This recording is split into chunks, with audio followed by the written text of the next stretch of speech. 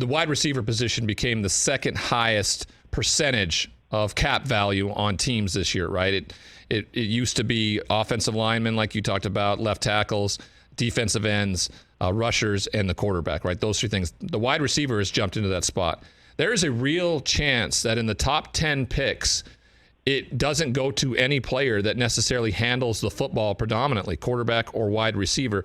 Would that shock you, or are there teams that ultimately have that fear of missing out on a make or break player higher like that ultimately is one of those two positions does creep up into the top 10?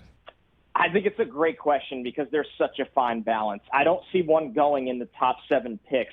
But then when you get to Atlanta at 8, they desperately need a wide receiver. They need a lot of things, so it's not a lock they take one, but they desperately need a wide receiver. I think Seattle would answer the phone if a team wants to come up and they prioritize a speedster like Jamison Williams.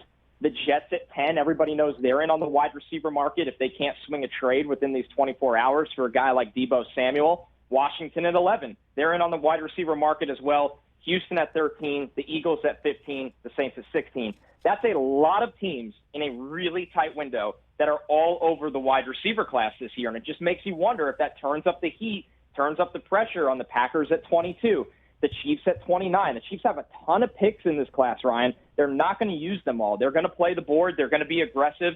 Now, maybe they go up. They still need help in the secondary as well. So it's not a lock they're looking at wide receiver.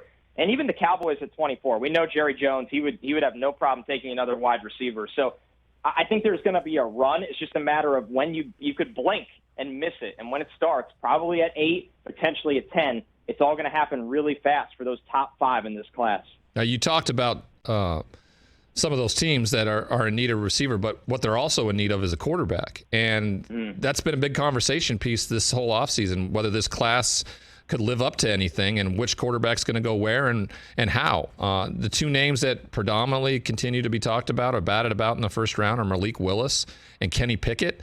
Night before the draft, can you gauge kind of the interest level? Are there going to be teams that want to move up to try to get them, or do they feel like they can stay in their spot a la New England and get the guy they want later in the round?